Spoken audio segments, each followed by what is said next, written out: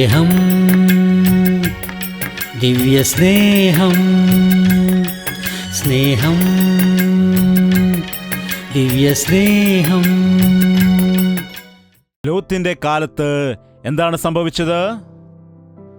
ജനങ്ങൾ തിന്നും കുടിച്ചും തിന്നും കുടിച്ചും. പഴയകാലത്ത് രാവിലെ പഴങ്കഞ്ഞിയൊക്കെയായിരുന്നു ആളുകൾ കഴിച്ചുകൊണ്ടിരുന്നത്, ശരിയല്ലേ? രാത്രിയിൽ ബാക്കി വരുന്ന ചോറായിരുന്നു രാവിലെ പഴങ്കഞ്ഞിയായിട്ട് കഴിച്ചുകൊണ്ട് ഇരുന്നത്. ഇനിയും ചില കുടുംബങ്ങളിൽ രാവിലെ വേണമെങ്കിൽ ഇഡലിയൊക്കെ ഉണ്ടാക്കുമായിരുന്നു. പിന്നെ എപ്പോഴാണ് കഴിക്കുന്നത്? ഉച്ചയ്ക്ക് 1 മണിയാകുമ്പോൾ സാമ്പാറും അവിയലുമൊക്കെ കൂട്ടി, അല്ലെങ്കിൽ മോരൊക്കെ കൂട്ടി വയറ് നിറച്ച് കഴിച്ച് സുഖമായിരിക്കുമായിരുന്നു. അടുത്തത് എപ്പോഴാണ് കഴിക്കുന്നത്? വൈകുന്നേരം 7 മണി 7:30 ഭക്ഷണം കഴിച്ചിട്ട് 10 മണിയാകുമ്പോഴേക്കും സുഖമായി കിടന്ന് ഉറങ്ങുകയും ചെയ്യുമായിരുന്നു. BP-യും ഷുഗറും ഗ്യാസ് ട്രബിളും പിന്നെന്തൊക്കെയാണ്, തൈറോയിഡിൻ്റെ പ്രശ്നങ്ങളും ഫൈബ്രോയിഡ്സിൻ്റെ പ്രശ്നങ്ങളും ഇതൊക്കെ ഉണ്ടായിരുന്നു. അവർക്ക് ഒന്നുമില്ലായിരുന്നു. 60 വയസ്സ് 70 വയസ്സ് ആയിരുന്ന സമയങ്ങളിലും അവർ നല്ലവണ്ണം അധ്വാനിച്ച് ജോലി ചെയ്യുമായിരുന്നു. 10 മക്കളെ അവർ വളർത്തുന്ന ആളുകൾ ആയിരുന്നു ആ കാലത്ത്. ഒരുത്തൻ കാലില്, ഒരുത്തൻ തോളില്, ഒരുത്തൻ കയ്യില് അങ്ങനെ കയറിയിരിക്കുന്ന സമയത്ത് ഒരു വാഴക്കുലയുടെ കൂട്ട് ആ മാതാവ് മക്കളെല്ലാവരെയും നോക്കുമായിരുന്നു. എന്നാൽ ഇപ്പോൾ നാം 1 നമുക്ക് 2. ഒരു പെൺകുട്ടി ജനിച്ചാൽ പിന്നെ അവർക്ക് വളരെ ടെൻഷനാണ്. 2 പേർ ജനിച്ചാൽ പിന്നെ അവരുടെ കാര്യം പറയേണ്ട കാര്യമില്ല. ഞങ്ങളുടെ അമ്മയ്ക്ക് ഞങ്ങൾ 8 പേരായിരുന്നു മക്കൾ. ഇന്നത്തെ പോലെ അന്ന് കുക്കർ ഇല്ലായിരുന്നു, അതുപോലെ ഗ്യാസ് സ്റ്റൗ ഒന്നും ഇല്ലായിരുന്നു, ഫ്രിഡ്ജില്ലായിരുന്നു. അറിയാമോ, ഇഡലി ഉണ്ടാക്കണമെങ്കിൽ, ദോശ ഉണ്ടാക്കണമെങ്കിൽ അരി അരയ്ക്കണം. നല്ലവണ്ണം അരിയൊക്കെ അരച്ചെടുത്ത് അതെടുത്ത് വെച്ചിട്ട് വെള്ളം ചൂടാക്കി, ഇപ്പോഴാണെങ്കിൽ സ്വിച്ച് ഇട്ടാൽ മതി, വെള്ളം ചൂടായി പോകും. അല്ലെങ്കിൽ ആ ഉപകരണം കൊണ്ടുവന്ന് വെള്ളത്തിൽ ഇറക്കി വെക്കും. ഇന്ന് ഹീറ്റർ ഉപയോഗിച്ച് വെള്ളം ചൂടാക്കുന്നു. അക്കാലത്ത് അതൊന്നുമില്ലായിരുന്നു. വെള്ളം അടുപ്പിൽ വെച്ച് ചൂടാക്കിയിട്ട് കുളിപ്പിക്കണമെങ്കിൽ അന്ന് ഷാമ്പൂ ഇല്ലായിരുന്നു. താളിയൊക്കെ ഇടിച്ചായിരുന്നു തലയിൽ തേച്ച് കൊണ്ടിരുന്നത്. കുഞ്ഞുങ്ങളെല്ലാം ഒരുമിച്ച് കുളിപ്പിച്ചെടുക്കുന്നത് വലിയൊരു പണിയായിരുന്നു, കരച്ചിലും ബഹളവുമെല്ലാം. കുഞ്ഞുങ്ങളെ കുളിപ്പിച്ച് കഴിയുമെന്ന് വെച്ചാൽ അത് വലിയൊരു ജോലിയാണ്. പിന്നെ ഒരു തലവേദന കുറഞ്ഞു പോവുകയാണ്. ഇന്നത്തെ പോലെ ഡാൻഡ്രഫും ഈഡ്രഫും ആഡ്രഫും ഒന്നുമില്ലായിരുന്നു. അതുപോലെ ആ സോപ്പ് ഈ സോപ്പ്, ഇന്നത്തെ പോലുള്ള ചുമന്നതും മഞ്ഞയും പച്ചയുമായ സോപ്പുകളൊന്നും തന്നെ അന്നില്ലായിരുന്നു. എന്നാൽ ഇന്ന് മനുഷ്യനെ നോക്കൂ, സമാധാനമില്ല. ഫാസ്റ്റ് ആയിരിക്കുന്നു. ഫാസ്റ്റ് ഫുഡാണ് ഇന്നെല്ലാവർക്കും. എത്ര ഫാസ്റ്റ് ആകുന്നു എങ്കിലും ഇന്ന് മനുഷ്യർക്ക് സമാധാനമില്ല. ചിലരാണെങ്കിൽ എപ്പോഴും കഴിച്ചുകൊണ്ടേയിരിക്കും. ഭക്ഷണം കഴിച്ച് 5 മിനിറ്റ് കഴിഞ്ഞ് പിന്നെയും ചോദിക്കും, എന്തെങ്കിലും കഴിക്കാനുണ്ടോ? ഇപ്പോഴല്ലേ ഒരു പ്ലേറ്റ് ചോറ് കഴിച്ചത്?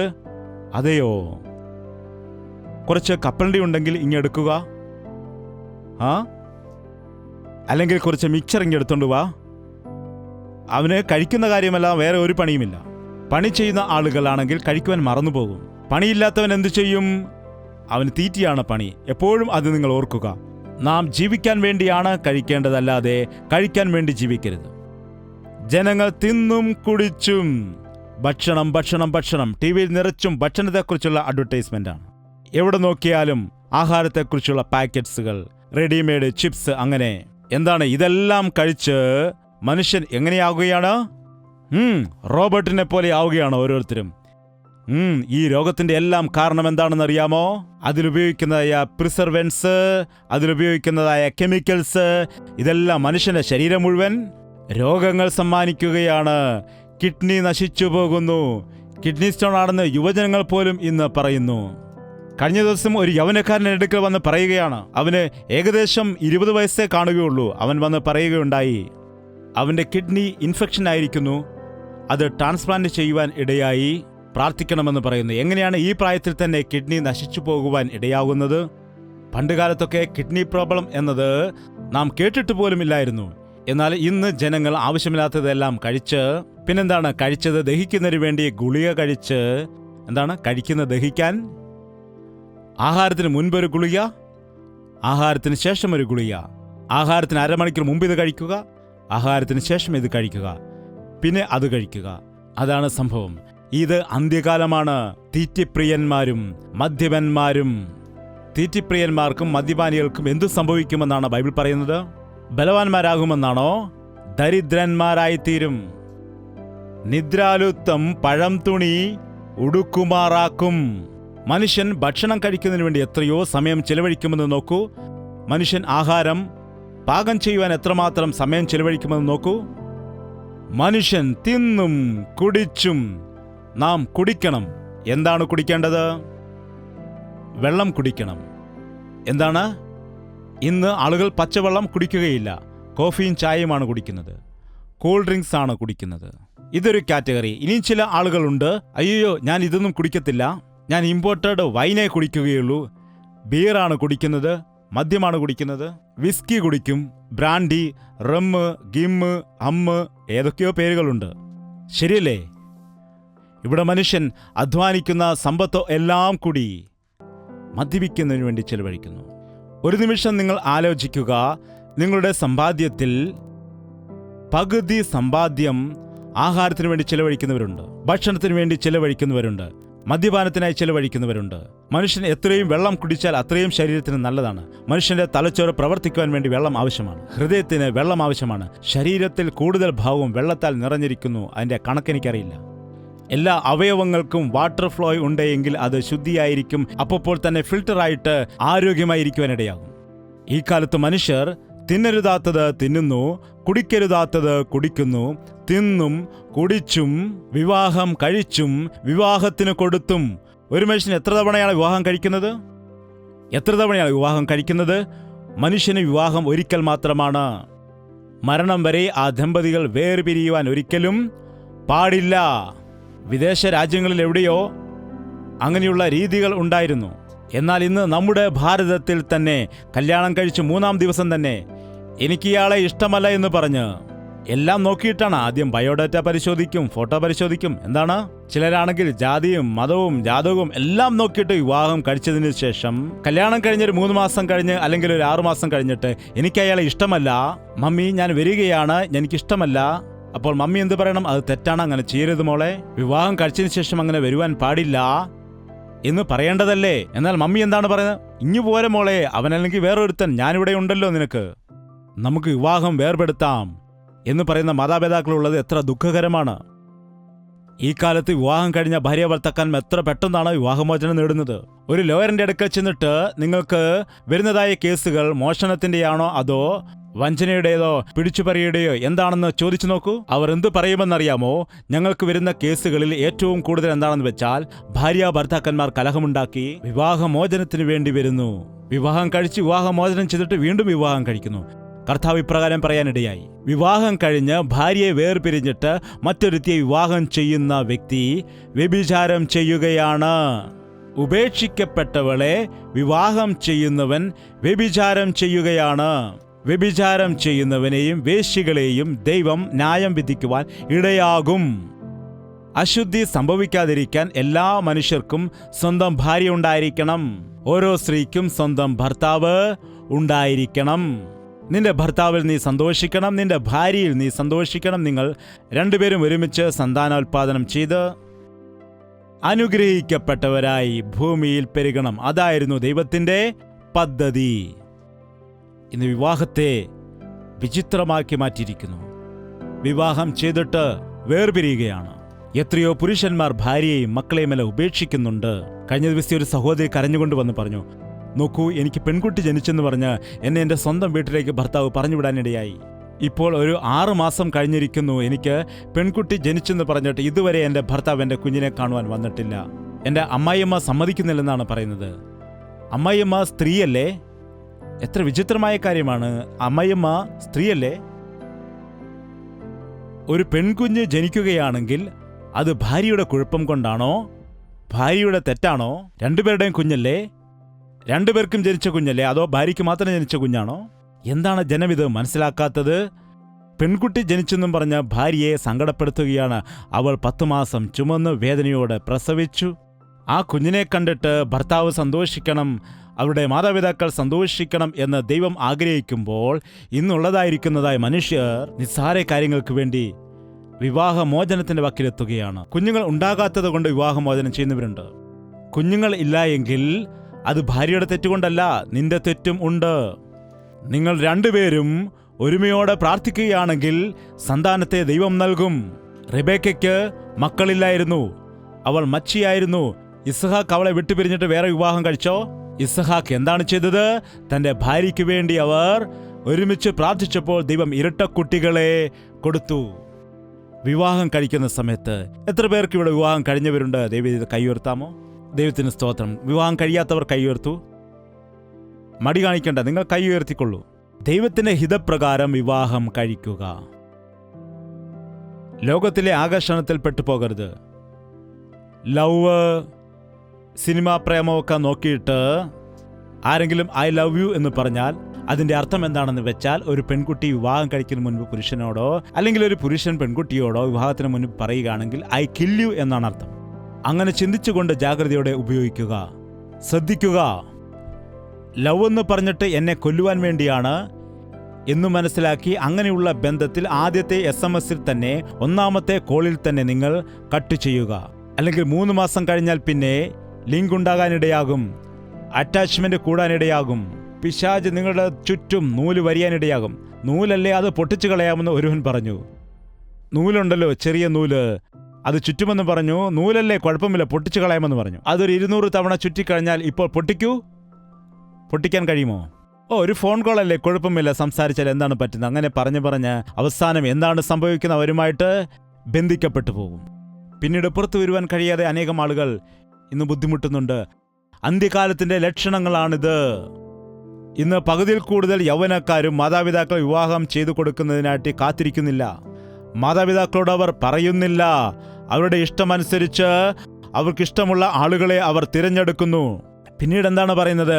പ്രേമിച്ചാണ് ഞങ്ങൾ വിവാഹം കഴിച്ചത്, വിവാഹം കഴിയുന്നതുവരെ ഞങ്ങൾ തമ്മിൽ വലിയ സ്നേഹമായിരുന്നു, എന്നാൽ കല്യാണത്തിന് ശേഷം രണ്ടുപേരും വലിയ വഴക്കാണ്. പ്രേമിച്ച് വിവാഹം കഴിച്ച ഒരു കുട്ടിയോട് ആ ഭർത്താവ് ഇപ്രകാരം പറയുവാനിടയായി, നീ വിവാഹത്തിന് മുൻപ് തന്നെ എന്നോട് സംസാരിച്ചു കൊണ്ടിരുന്നവളാണല്ലോ, എന്നോട് സംസാരിച്ചതുപോലെ നീ ആരോടൊക്കെ സംസാരിച്ചിട്ടുണ്ടാവാം. ഞാൻ എങ്ങനെയാണ് നിന്നെ വിശ്വസിക്കുന്നത്? അത് വിവാഹത്തിന് മുൻപ് ചോദിക്കാമായിരുന്നല്ലോ. വിവാഹം കഴിഞ്ഞതിന് ശേഷം കുത്തുവാക്കുകൾ കൊണ്ട് അവളെ സങ്കടപ്പെടുത്തുകയാണെന്ന്. ജാഗ്രത. ഈ അന്ത്യകാലത്ത് മനുഷ്യർ പെട്ടെന്ന് വിവാഹം കഴിക്കുന്നു, പെട്ടെന്ന് വിവാഹമോചനവും നടത്തുന്നു. അതാണ് നാം കണ്ടുകൊണ്ടിരിക്കുന്നത്. അതുമാത്രമല്ല, ലോത്തിന്റെ കാലങ്ങളിൽ വിറ്റും നട്ടും പണിതും ബിസിനസ്. സെൻസസ് നമ്പർ നിങ്ങൾ കണ്ടിട്ടുണ്ടോ? കയറി ഇറങ്ങുകയും ചെയ്യുന്നത്. അതെനിക്കിതുവരെ മനസ്സിലായിട്ടില്ല. എന്താണ്? ഇന്ന് സെൻസസ് വീണുപോയി, ഇന്നത് പ്ലസ് വന്നു, ഇന്നത് മൈനസ് വന്നു. എനിക്കൊന്നും തന്നെ ഒന്നും മനസ്സിലാവുന്നില്ല. എന്താണ്? ലോക വിപണിയിലേക്ക് മുതൽ മുടക്കിയിട്ട് മനുഷ്യൻ ധനം സമ്പാദിച്ചു കൂട്ടാനുള്ള ആഗ്രഹത്താൽ അവിടെ നിന്ന് കൊടുത്ത് ഇവിടെ വാങ്ങി, അവിടെ കൊടുത്ത് ഇവിടെ വാങ്ങി ധനം കൂട്ടുന്നു. അങ്ങനെ എന്തെങ്കിലുമൊക്കെ കൊടുക്കുകയും വാങ്ങുകയും. ഇതൊക്കെയാണ് ജീവിതം മുഴുവനും ഇതാണ് ചെയ്യുന്നത്. ഒരു തവണ നീ ഒരു വസ്തു വാങ്ങുകയാണെങ്കിൽ, നീ ദൈവത്തിൻ്റെ പൈതലാണെങ്കിൽ, ഞാൻ എന്തെങ്കിലും വാങ്ങിക്കുവാണെങ്കിൽ ആദ്യം ദൈവത്തോട് ഞാൻ ചോദിക്കും, കർത്താവേ, ഇത് ഞാൻ വാങ്ങിക്കണമോ? ഇതെനിക്ക് ആവശ്യമാകുന്നോ? ഇതെനിക്കിപ്പോൾ ആവശ്യമാണോ? ഇത് എൻ്റെ ജീവിതത്തിൽ യോജിക്കുന്നതാണോ? അതുപോലെ പല പ്രാവശ്യവും ഡിസ്കൗണ്ടുള്ള സമയത്ത് മാത്രമേ ഞാൻ വാങ്ങിക്കുകയുള്ളൂ. കാരണം അതേ വസ്തു 100 രൂപയ്ക്കുള്ള സാധനം ഡിസ്കൗണ്ടിലാണ് നമുക്ക് 50 രൂപയ്ക്ക് ലഭിക്കും. എന്താണ്? ചില ആളുകൾ അങ്ങനെയല്ല. കടം വാങ്ങിയിട്ട് 50 രൂപയ്ക്ക് ലഭിക്കുന്ന സാധനം 100 രൂപയ്ക്ക് വാങ്ങിയിട്ട് പിന്നെ പലിശയും അടയ്ക്കും. പിന്നെ വന്ന് ദേവദാസിന്റെ അടുക്കൽ വന്ന് പറയും, ദേവദാസ, ഞങ്ങൾക്ക് വേണ്ടി പ്രാർത്ഥിക്കണം, ഒരുപാട് കടമുണ്ട്, ദയവ് ചെയ്ത് പ്രാർത്ഥിക്കണം. കഴിഞ്ഞ ദിവസം ഞാൻ ഇങ്ങനെ ഒരാൾ ചോദിക്കാനിടയായി, ആരാണ് കടം വരുത്തിയത്? ഞാൻ തന്നെയാണ് കടം വരുത്തിയെന്ന് പറഞ്ഞു. നീ തന്നെയാണല്ലോ കടം വരുത്തിയത്. നീ ആദ്യം മനസ്സിലാക്കൂ, നീ അറിവില്ലാതെ കടം വരുത്തി വെച്ചു, ബുദ്ധിയില്ലാതെ എങ്ങനെ ചെയ്തു, അനാവശ്യമായി ചെയ്തു. അതുകൊണ്ട് നീ കടത്തിൽ അകപ്പെട്ടിരിക്കുന്നു. കടത്തിലുള്ളവർക്ക് സന്തോഷത്തോടെ ആയിരിക്കാൻ കഴിയുമോ? കടത്തിലായിരിക്കുന്നവർക്ക് ഹല്ലേലൂയ സ്തുതിയൊക്കെ പാടുവാൻ കഴിയുമോ? കടം വാങ്ങിക്കൂട്ടിയിട്ട് അവസാനം പലിശ പോലും കൊടുക്കുവാൻ കഴിയാത്ത വ്യക്തിക്ക് മനസ്സമാധാനം ഉണ്ടാകുമോ? ഈ അന്ത്യകാലത്ത് എല്ലാവർക്കും കടങ്ങൾ ഉണ്ടായിരിക്കും. കടഭാരമുള്ളവർ എത്ര പേരുണ്ട്? കൈ ഉയർത്താമോ? നിങ്ങളുടെ കടങ്ങൾ മാറാൻ വേണ്ടി ഞാൻ പ്രാർത്ഥിക്കാം. ഒരാൾ പറഞ്ഞു, എനിക്ക് കടമില്ല, എനിക്ക് ലോൺ മാത്രമാണ്. ലോണാണെങ്കിലും കടമാണെങ്കിലും രണ്ടും ഒന്ന് തന്നെയാണ്. കൈ ഉയർത്തിക്കേ. ഒരാൾ പറഞ്ഞു, എനിക്ക് കടമില്ല, എനിക്ക് ലോണുമില്ല, എന്നാൽ എൻ്റെ കയ്യിൽ ക്രെഡിറ്റ് കാർഡ് ഉണ്ട്. ക്രെഡിറ്റ് കാർഡ് എന്ന് പറഞ്ഞാൽ എന്താണ്? അത് കടത്തിന്റെ കാർഡാണ്. അതിന്റെ പേരെന്താണ്? കടത്തിന്റെ കാർഡ്. ക്രെഡിറ്റ് കാർഡ് ഉള്ളവർ അങ്ങനെ വീണു പോകുവാൻ ഇടയാകും കടത്തിൽ. ഓക്കെ, ശരി, കൈ താഴ്ത്തുക. ഈ കാലത്ത് കടമുള്ള ആളുകൾ വളരെ സങ്കടത്തോടെ ആയിരിക്കുവാൻ ഇടയാകും. കടമൊരു കെണിയാണ്. കടം വാങ്ങിയവൻ കടം നൽകിയവന്റെ ദാസനാണ്. നിങ്ങൾ വില കൊടുത്ത് വാങ്ങിക്കപ്പെട്ടവരാകയാൽ നിങ്ങൾ മനുഷ്യർക്ക് ദാസന്മാരാകരുത്. യഹോവ ഈരേ, നിങ്ങൾക്ക് ആവശ്യമുള്ളതെല്ലാം ദൈവം നിങ്ങൾക്ക് നൽകിത്തരും. നിങ്ങൾക്ക് ഓരോ ദിവസവും ആവശ്യമുള്ളത് ദൈവം നൽകും. എന്നാൽ കടം വാങ്ങുന്ന വ്യക്തി മറ്റന്നാൾ സമ്പാദിക്കേണ്ടതായ കാര്യത്തെ ഇന്നു തന്നെ ചിലവാക്കുകയാണ്. അങ്ങനെ ചെയ്യുന്നതിൽ കൂടി ആത്മീയമായി തകർക്കപ്പെടാനിടയാകും. ദൈവത്തിന് സമയം കൊടുക്കാതെ എക്സ്ട്രാ വർക്ക് ചെയ്യും. ദൈവത്തെ ആരാധിക്കേണ്ട സമയത്ത് ചെയ്യാതെ ലോകത്തിനു വേണ്ടി അവൻ പരിശ്രമിക്കും. ഈ അന്ത്യകാലത്ത് ഇങ്ങനെയുള്ള കാര്യങ്ങളെല്ലാം നാം കാണുന്നു. അതുകൊണ്ടാണ് കർത്താവിന്റെ വരവേറ്റവും സമീപമായിരിക്കുന്നതെന്ന് പറയുന്നത്. കർത്താവിന്റെ വരവേറ്റവും സമീപമായിരിക്കുമെന്ന് വിശ്വസിക്കുന്നവർ കൈയ്യർത്തു. എന്തുകൊണ്ടാണ് പറയുന്നത്?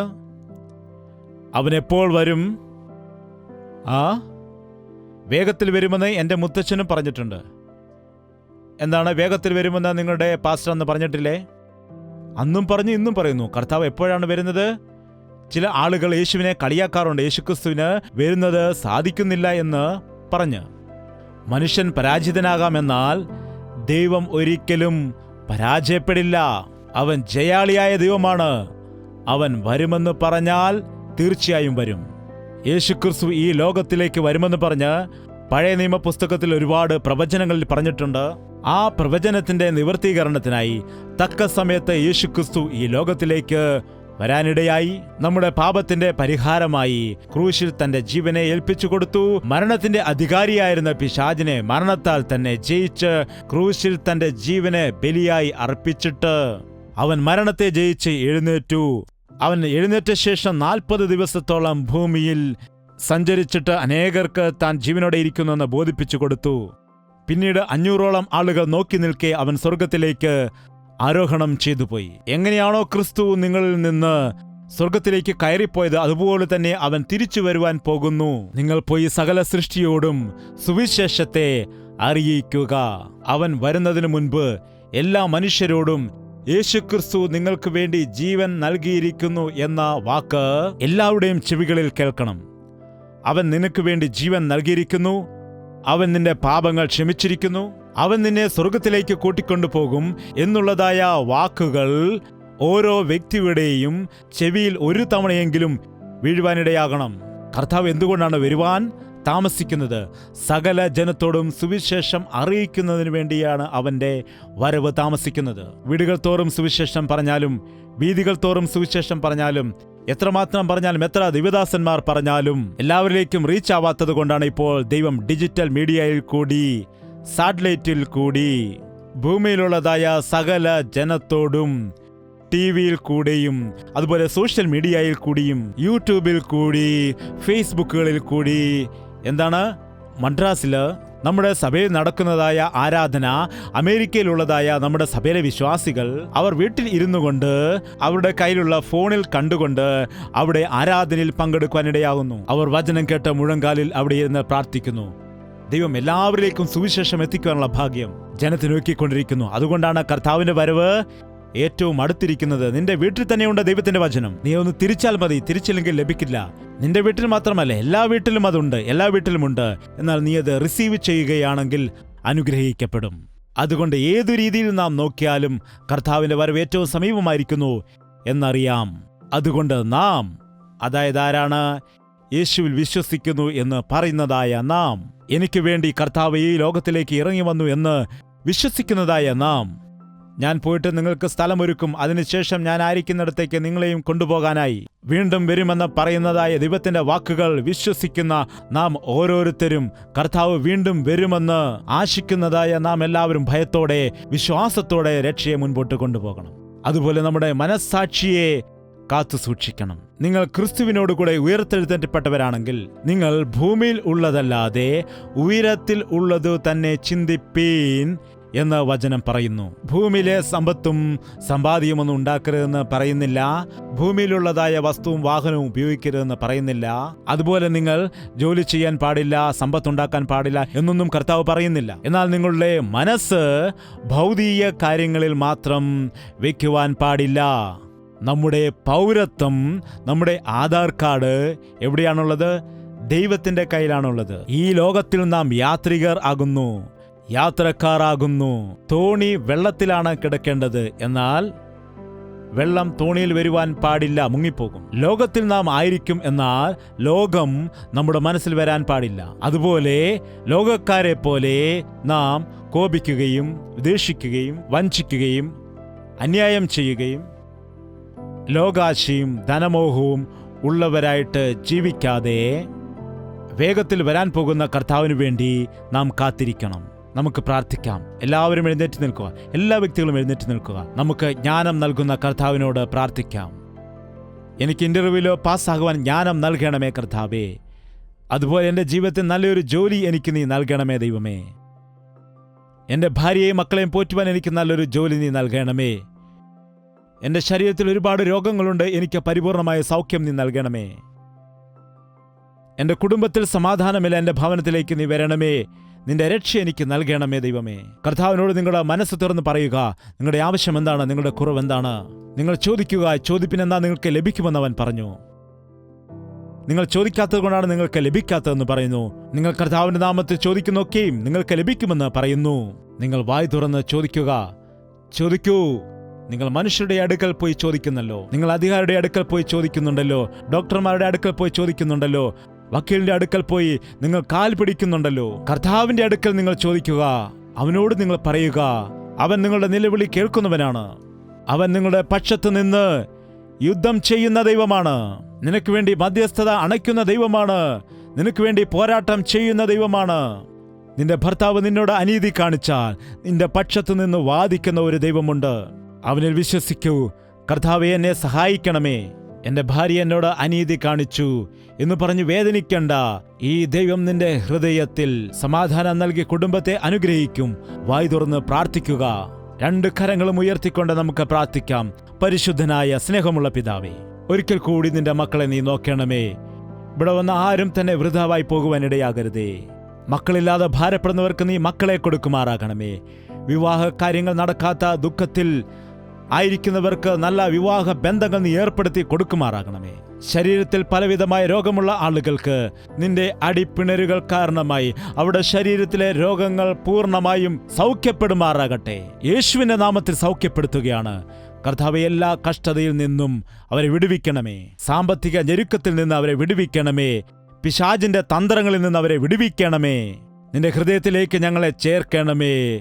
അങ്ങയുടെ ചിറകടിയിൽ ഞങ്ങളെ പരിപാലിക്കണമേ. ഞങ്ങളുടെ ജീവിതത്തിൽ നഷ്ടപ്പെട്ടതെല്ലാം തിരിച്ചു നൽകണമെന്ന്, നിന്റെ രാജ്യത്തിന്റെ അവകാശികളെ ഞങ്ങളെല്ലാവരെയും നീ മാറ്റിയെടുക്കണമെന്ന്, നിന്റെ വരവ് സമീപിച്ചിരിക്കാൻ അതിനുവേണ്ടി കാത്തിരിക്കുവാൻ ഞങ്ങളെല്ലാവരെയും നീ സഹായിക്കുമാറാകണമെന്ന് യേശുക്രിസ്തുവിന്റെ നാമത്തിൽ അപേക്ഷിക്കുന്നു പിതാവേ. നമ്മുടെ പിതാവായ ദൈവത്തിന്റെ സ്നേഹവും പുത്രനായ യേശുക്രിസ്തുവിന്റെ കൃപയും ആശ്വസിപ്പിച്ച് വഴി നടത്തുന്ന പരിശുദ്ധാത്മാവിന്റെ കൂട്ടായ്മയും സഹവാസവും നാം ഓരോരുത്തരോടും പ്രാർത്ഥിച്ച സകല വിഷയങ്ങളോടും ഇന്നു മുതൽ എന്നേക്കും ഉണ്ടായിരിക്കുമാറാകട്ടെ. ആമേൻ, ആമേൻ, ആമേൻ. യേശുവേ, യേശുവേ, യേശുവേ, യേശുവേ, യേശുവേ, യേശുവേ, യേശുവേ, യേശുവേ. നിന്നെ നിന്നെ എന്നും ഞാൻ സേവിക്കും. നീ മാത്രം രാജാവെന്നും. നിന്നെ നിന്നെ എന്നും ഞാൻ സേവിക്കും. നീ മാത്രം രാജാവെന്നും. യേശുവേ, യേശുവേ, യേശുവേ, യേശുവേ, യേശുവേ, യേശുവേ, യേശുവേ, യേശുവേ, യേശുവേ, യേശുവേ, യേശുവേ.